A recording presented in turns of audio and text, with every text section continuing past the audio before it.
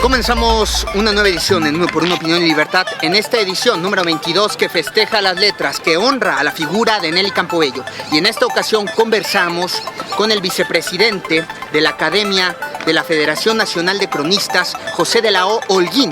Es cronista, historiador, periodista cultural, y él tiene un gran conocimiento y ha investigado mucho y ha tenido contacto directo con la figura mítica de Pancho Villa y también con Nelly Campobello.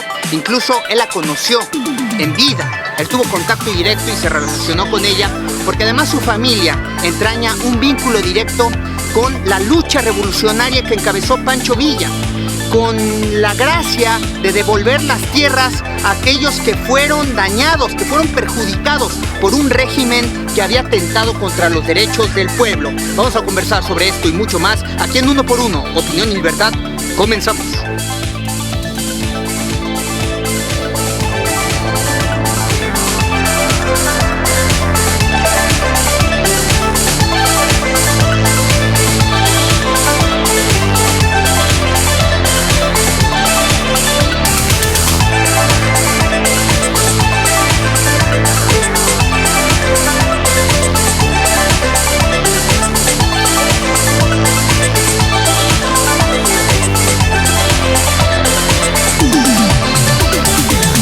Bienvenidos amigos a un nuevo capítulo en Uno por Uno Opinión y Libertad. Estoy en compañía de José de la O. Holguín, a quien le agradezco mucho que esté entablando esta conversación con nosotros en este espacio para platicar sobre su vida, sobre su obra, sobre dos personajes fundamentales de la vida histórica de México. Uno, el Centauro del Norte, Pancho Villa, y por supuesto Nelly Campobello, su hija también. Gracias por estar aquí con nosotros y vamos a platicar justamente de dos obras biográficas que has hecho. Tienes una larga producción en publicaciones oficiales sobre la vida, sobre la obra de Pancho Villa, sobre su leyenda, sobre sus repercusiones históricas y de igual manera de Nelly Campobello. Comencemos con el personaje de Pancho Villa. ¿Cómo te acercas a él?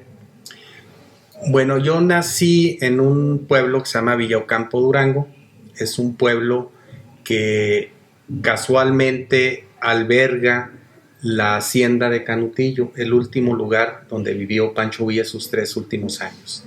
Y por tradición familiar reconocemos y admiramos la figura de Pancho Villa en primer término porque el general Villa fue la primera persona que le otorgó las tierras a mis abuelos paternos. Él fue el que distribuyó las tierras a lo largo de la hacienda de Canutillo. Entonces, de alguna manera, es una forma de agradecimiento en memoria de mis abuelos, en memoria de muchos de los habitantes de Villocampo que convivieron, que les dio educación en Canutillo. Sí. Porque habrán de saber ustedes que de las facetas poco conocidas de Francisco Villa es que fue un gran impulsor de la educación. ¿En qué sentido? Él funda en Canutillo, en la hacienda de Canutillo, una de las escuelas más grandes del norte de Durango, albergando ahí a más de 400 estudiantes. De tal manera que las primeras bibliotecas existentes en el norte de Durango fueron obsequiadas a petición de Pancho Villa por el entonces secretario de Educación Pública, nada más y nada menos que José Vasconcelos. Entonces hay un vínculo familiar. Mis abuelos, por la parte paterna y materna, anduvieron en la Revolución. ¿Con él? Con el general Francisco Villa, un tío político por parte de mi padre, fue general, sí, y participó dentro de la División del Norte. ¿Y qué te contaron tus abuelos en esta lucha? Sobre todo donde ahora surgen varios historiadores donde apuntan que Porfirio Díaz pues prácticamente era muy inocente y no habían injusticias en ese momento y le excusan bastante. Bueno, recordemos que la vida de Francisco Villa empieza con ese enfrentamiento que tiene en San Juan del Río, en la Coyotada, que es donde nace Francisco Villa, con uno de los hacendados más prominentes del norte de la República, con el hacendado Agustín López Negrete, por cierto, familiar de la famosa actriz Dolores del Río, también de Durango. Y ahí es donde empieza esa situación problemática de enfrentamiento con quien representaba en ese momento los intereses del poder, los intereses del porfiriato. De tal suerte de que dentro de los proyectos y visiones de Francisco Villa, y así lo consigna un gran periodista norteamericano, John Reed, en su libro México Insurgente, donde Villa le comentó en una entrevista que él quería igualdad para todo, quería fundar las colonias militares donde hubiera educación para sus hombres de las armas y hubiera educación para los hijos de los revolucionarios. De tal manera, esa declaración la hace en 1914, la llega a consolidar durante su amnistía en 1920. Y ahí, a partir de 1920, es que Francisco Villa empieza a desplegar una serie de acciones. ¿Cuál? Impulsar la educación, la agricultura. ¿Y cómo lo hace en la agricultura? A través de la rotación de cultivos. Es el que implementa la mecanización del campo en Durango y en Chihuahua a través de trilladoras, a través de sembradoras, a través de tractores, con toda la mecanización posible para que el campo produjera más. Esos son detalles poco conocidos en la vida de Francisco Villa, que lo hacen un hombre grandilocuente, y que reconozcamos los mexicanos el valor que tuvo Francisco Villa. Sí, porque el cineasta Ismael Rodríguez también recopila una gran información y construye un personaje que, obviamente, bajo su lectura, que plasma en cine con Pedro Armendáriz, y representan un hombre con un gran valor en la población mexicana. Pero justamente ahora vivimos estos momentos donde, le estaba comentando, historiadores vienen a tergiversar este tipo de figuras, donde los acusan de asesinos, de intolerantes, porque manejan las armas, porque se rebelan ante el sistema y son defensores de un sistema que ha venido fracasando y que han venido excusándose en el concepto neoliberal, que era el camino productivo y para el desarrollo de todas las naciones. Pero esto ha venido a considerar otras realidades bastante catastróficas que nos están poniendo ahora en un debate bastante delicado, porque la noción entonces conceptual neoliberal no se entiende y por supuesto no se sabe aplicar. ¿Tú cómo lo ves ahora con estas repercusiones desde aquel momento donde surge Pancho Villa, se convierte en una figura mítica porque era un hombre perseguido? Fue un hombre que en su momento fue catalogado como ladrón, fue un personaje que fue estigmatizado por los Estados Unidos de Norteamérica como un enemigo público de su nación.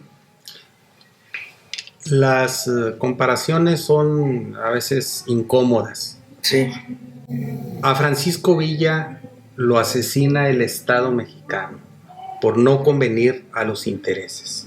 Francisco Villa era un imán para el pueblo, y los intereses en aquel momento, sorteados por Álvaro Obregón y Plutarco Elías Calles, llegó un momento en que decidieron eliminarlo para perseguir los intereses de ese pequeño grupo.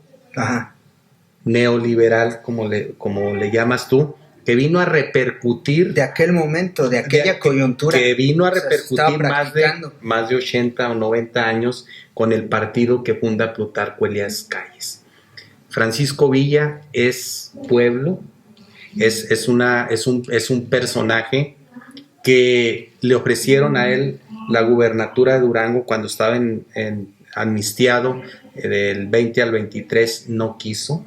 Él lo que quería era hacer producir el campo, hacer producir las minas que él tenía, su carnicería en Parral, incentivar económicamente a toda una región para que emergiera ese pueblo que tanto ayudó a destruir al gobierno porfirista. Lamentablemente, el poder por el poder, la ambición de esos políticos que en su momento dijeron que se bañaron de pueblo, pero después se convirtieron en lo que ellos reclamaban o disputaban, y que finalmente hoy, a cerca de 100 años de la muerte de Francisco Villa, yo creo que está más vigente que nunca.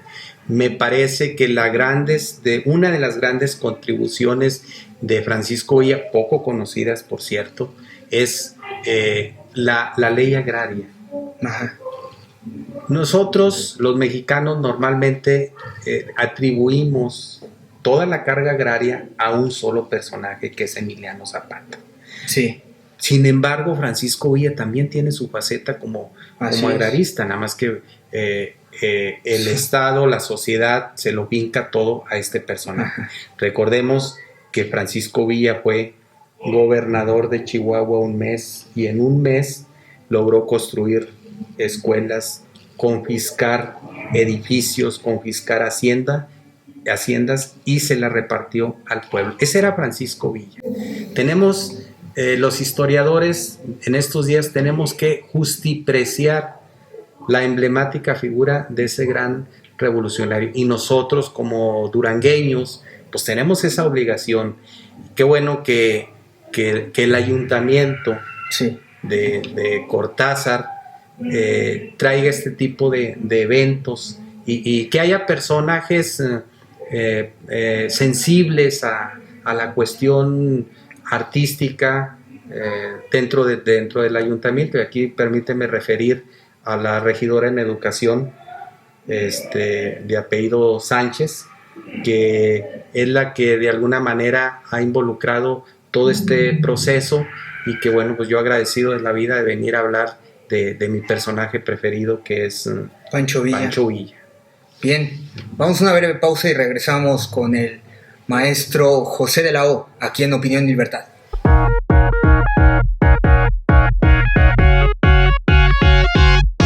Amigos, continuamos aquí en Opinión y Libertad platicando con el maestro José de la O. Él ha sido presidente de los cronistas a nivel nacional, historiador, cronista, histórico, y además un gran investigador de estas dos figuras que estamos platicando y conversando, abordando en este programa, el Centauro del Norte Pancho Villa y Nelly Campobello.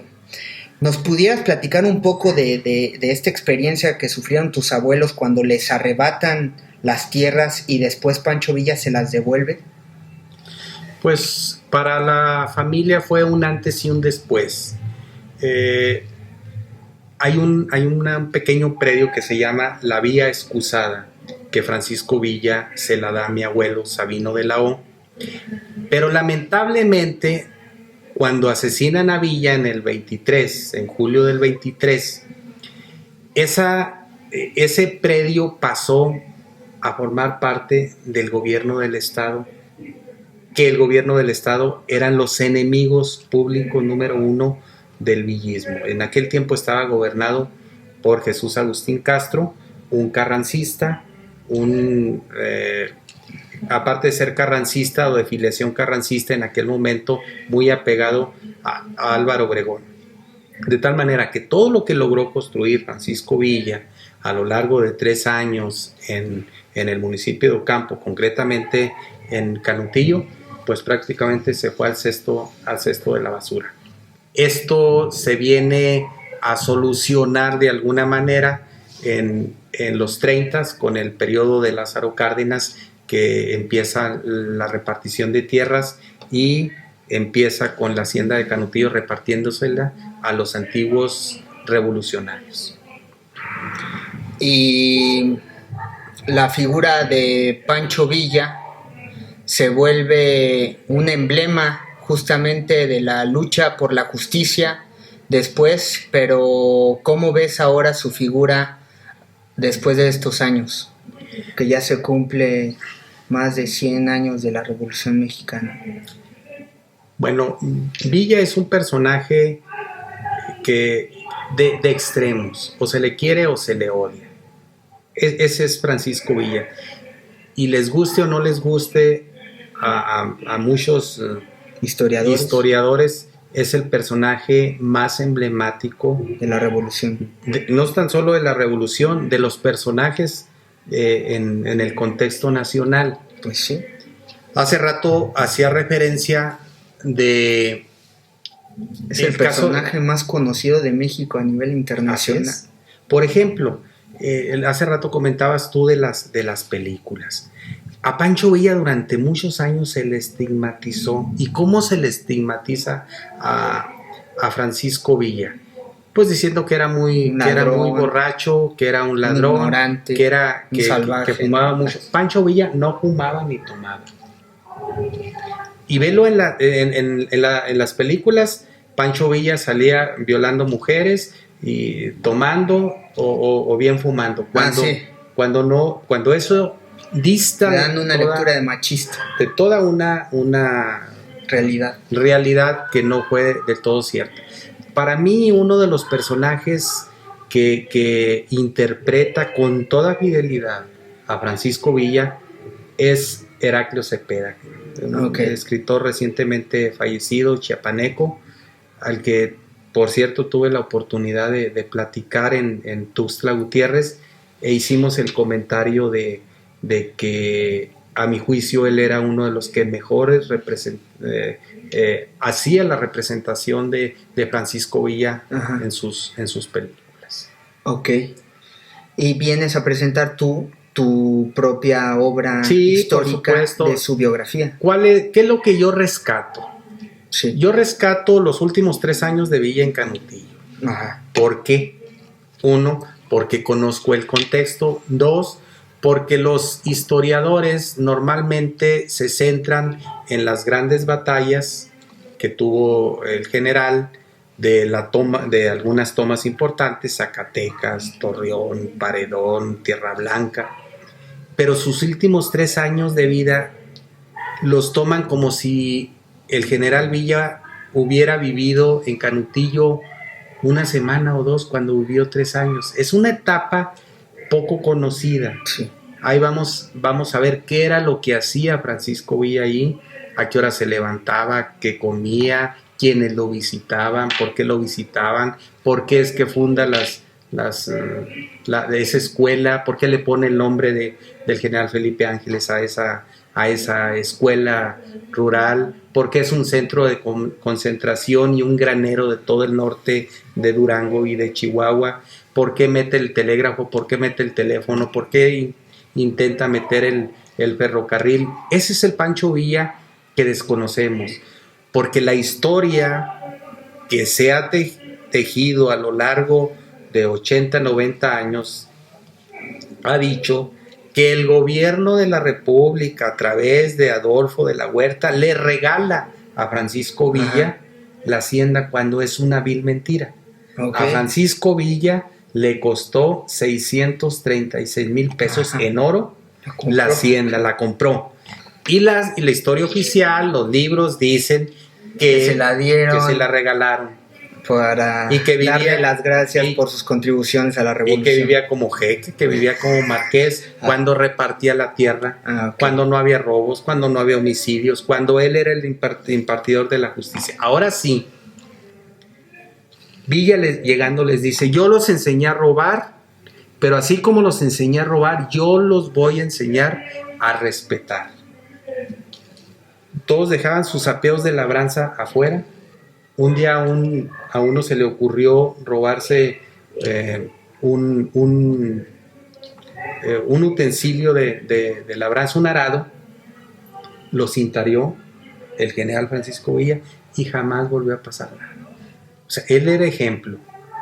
Entonces, pues retomemos nada más esos ejemplos, no nada más de los dientes para afuera, sino con acciones. Entonces, de alguna manera, yo para confeccionar mi libro, Pancho Villa en Canutillo, entre pasiones y flaquezas, pues fui haciendo una serie de entrevistas con gentes que lo conocieron directamente. Tuve la oportunidad de tratar con los hijos de Pancho Villa, un hijo de Pancho Villa que falleció en el 2008, Sí. Ya muy avanzada edad. Tuvimos la oportunidad de entrevistarlo.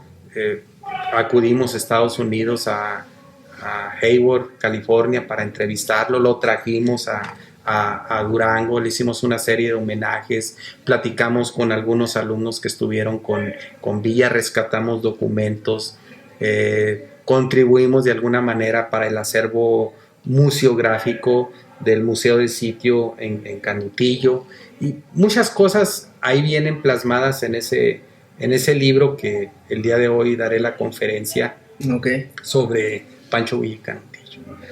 Y había una enorme motivación de parte de Pancho Villa para haber arriesgado la vida por ese ideal de derrocar un régimen que está en contra de la patria. O sea, la motivación era más que un simple relajo. Por supuesto. Una simple guerra. Él, desde que... Porque además tenía un profundo afecto también por Francisco I. Madero. Sí, un profundo afecto, un profundo respeto que se lo ganó, incluso todavía cuando Victoriano Huerta lo apresa en Jiménez, Chihuahua, y se lo lleva a Santiago Tlatelolco, primero a Lecumberri y después a Santiago Tlatelolco. Había mala información del huertismo, de la gente adicta a Huerta, con Francisco I. Madero, de que Pancho Villa en su vida revolucionaria no había dejado de ser no había dejado de ser un bandido, cuando era totalmente lo contrario. Si bien es cierto, aquí es importante puntualizar, si bien es cierto es que su etapa prerevolucionaria fue efectivamente un bandido social como Robin Hood, como un Heraclio Bernal, como un Robin Hood mexicano. Sí. Llega el momento de la invitación a la etapa revolucionaria, al movimiento revolucionario, después del llamamiento de Francisco I. Madero por invitación de don Abraham González, que fuera gobernador de Chihuahua. Y ahí es un antes y un después en la vida. Él tenía un compadre que era el general Tomás Urbina. Este era un revolucionario que anduvo en las andanzas junto con Pancho Villa como bandolero. Pero a diferencia de Francisco Villa, es que su compadre Tomás Urbina nunca dejó de ser un ladrón. Ese sí es, a mi juicio, y yo soy el biógrafo de Tomás Urbina también, el más grande ladrón de la revolución no fue Carranza, fue Tomás Urbina. Ok. Así es. Y podemos pasar a la figura de Nelly Campobello. Sí, adelante. ¿Quién es ella? Bueno, ¿Quién es Nelly Campobello? Nelly Campobello nace en Villaocampo, Durango, un pueblo situado al norte de la entidad, colindando con el estado de Chihuahua. Nace un 7 de noviembre del año de 1900. Fue bautizada con el nombre de María Francisca Luna. A temprana edad sufre la situación de la revolución. Por situaciones propias de la revolución emigra a Parral, Chihuahua, pero ese espíritu aventurero de una mujer fuerte, una mujer con mucha intuición al arte, a la cultura, al sentir social, pronto se va a la Ciudad de México. En la Ciudad de México se involucra con grandes personajes de la vida cultural, como Martín Luis Guzmán, como Alfaro Siqueiros, como José Clemente Orozco, Antonio Ruiz el Corcito, con Germán Lizar Zubide, y empieza el mundo de la danza alternada paralelamente con la literatura, de tal suerte de que recoge a través de sus experiencias uno de los libros más icónicos de la Revolución Mexicana. Me refiero al libro de Cartucho. Y a la par, como ya te comentaba, empieza ella a figurar en el terreno de la danza. Su gran soltura empieza a relacionarse por ejemplo, con el general Lázaro Cárdenas. La nombran directora de la Escuela Nacional de Danza en el 36. Para aquel tiempo ya había escrito el libro de Cartucho, Las manos de mamá, Abren la roca. apuntes sobre la vida militar de Francisco Villa, de tal suerte que llega a consolidarse no tan solo en el terreno de la literatura de la revolución, la primer mujer de la literatura de la revolución, sino como una panegirista de la danza nacionalista. Ella está comparada como un Diego Rivera en la pintura, como un Silvestre Revueltas de la danza. Nelly Campobello lo es en la danza. Esta, por ejemplo, una de sus alumnas fue Amalia Hernández, por ejemplo, Blanca Estela Pavón, entre muchas. Yo tuve la oportunidad de conocerla personalmente a mis 15 años, por la razón de que ella era amiga de mis abuelos. Nelly Campobello era de 1900, mis abuelos también eran de 1900, se conocieron perfectamente bien, hicieron una amistad muy sólida, de tal manera que cada vez que Nelly Campobello iba a Villocampos llegaba a mi casa. Entonces yo ahí tuve la oportunidad a mis 15 años de conocerla.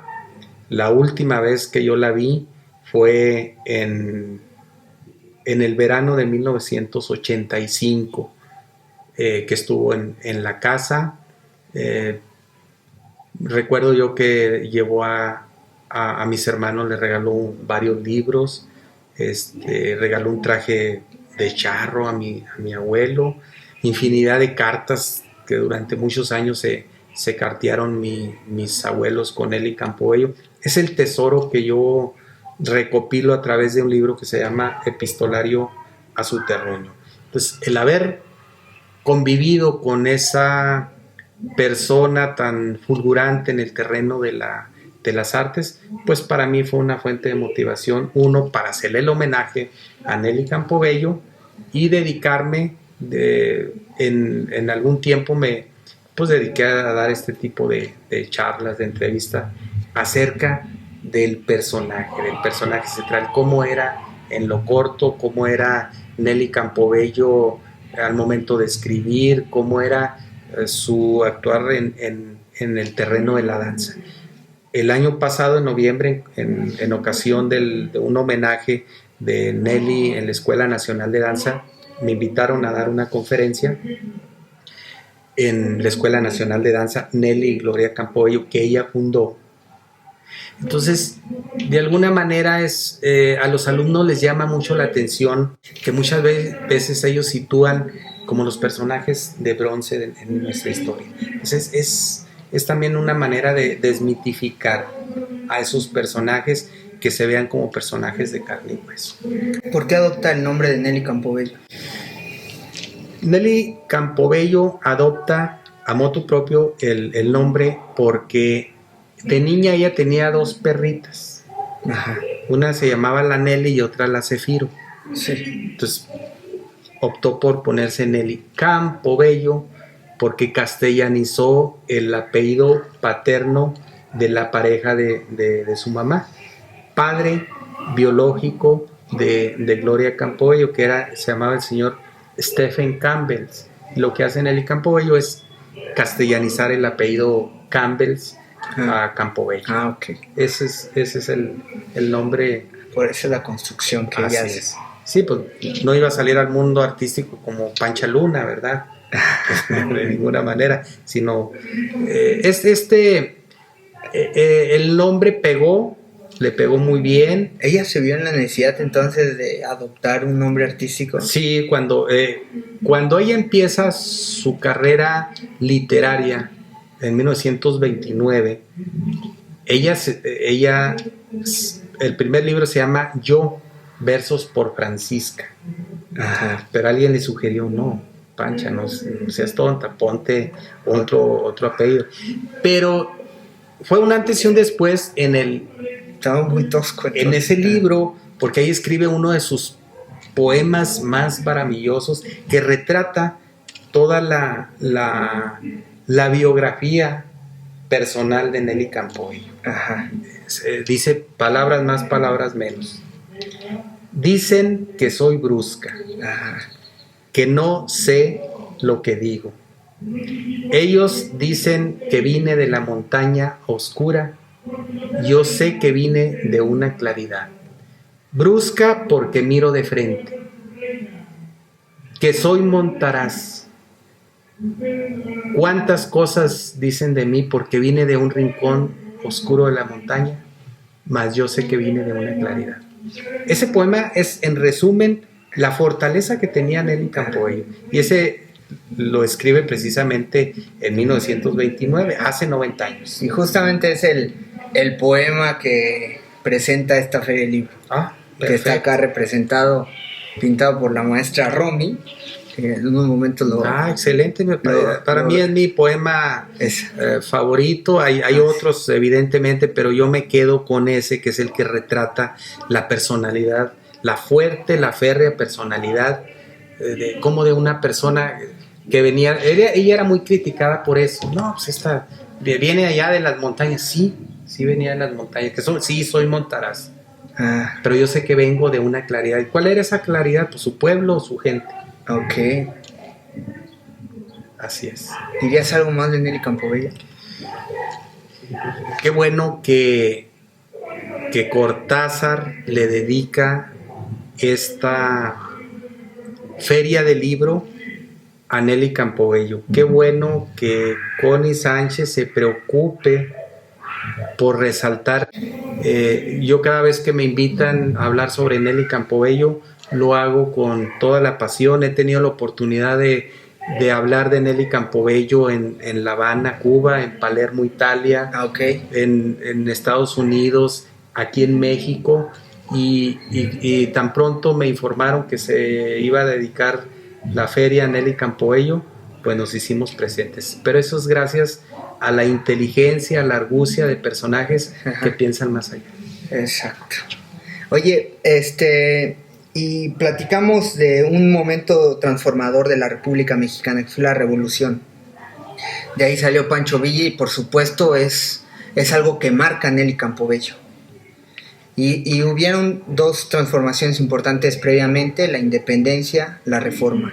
¿Cómo ves el proceso histórico en este momento, donde surge un nuevo movimiento incluyente que busca transformar la realidad mexicana, que también ya estaba en un hartazgo y está firme en conseguir una nueva realidad?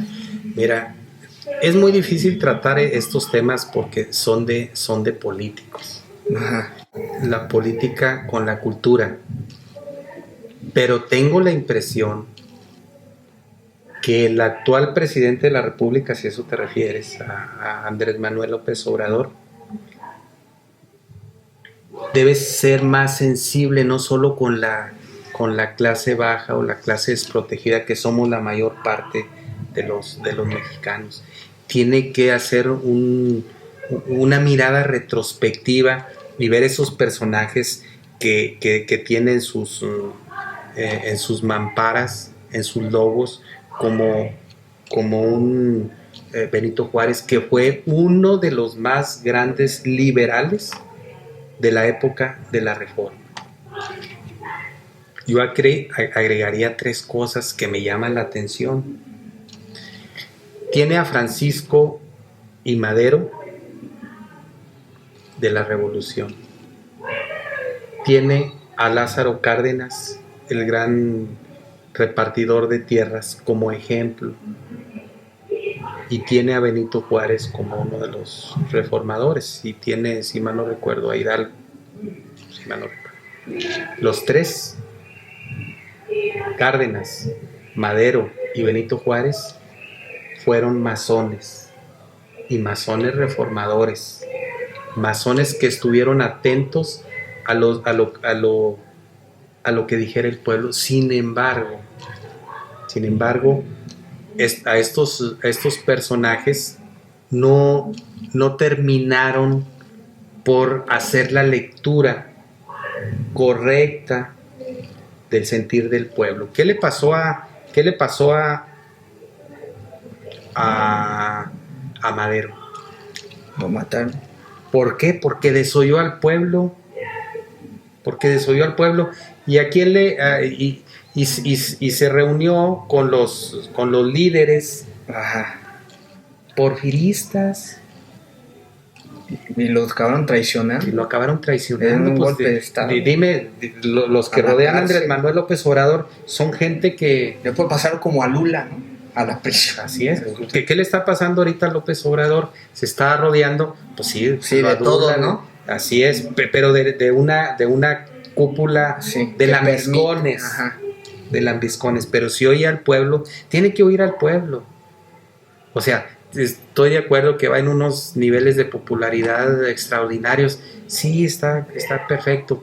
Pero también lesiona, o sea, al pueblo sí nos gusta nuestras autoridades contestatarias. Pero yo como un ciudadano común y corriente, yo pediría más prudencia Ok. de nuestro presidente. ¿Verdad? Pero eso no lo vas a poner. Ok. ¿Algo más para finalizar esta No, pues conversación? agradecido contigo, con tu hermana, de esta oportunidad que nos da la televisión y que nos da la cultura en Cortázar. Esto para mí lo voy a divulgar en mi estado. Tengo la oportunidad ya de colaborar en el periódico de mayor circulación en Durango. Ok. Y lo voy a difundir. Lo voy a difundir, y sobre todo la importancia de nuestros personajes. La Así cuestión es. política, pues es mi punto de vista muy personal, pero la cuestión histórica sí es algo que llevamos por las venas. Y de Nelly Campobello, gran contribuyente al desarrollo de México en las bellas artes. Por supuesto, es la figura icónica por excelencia y que pues de alguna manera nos representa y nos da identidad en la danza en el mundo. Correcto. Yo le agradezco mucho esta conversación, Al contrario. este espacio, esta entrevista que nos permitió realizar aquí en Uno por Uno, Opinión y Libertad. Y le agradezco mucho a usted que nos haya sintonizado. Mi nombre es Eric Javier Huerta y espero verlo pronto.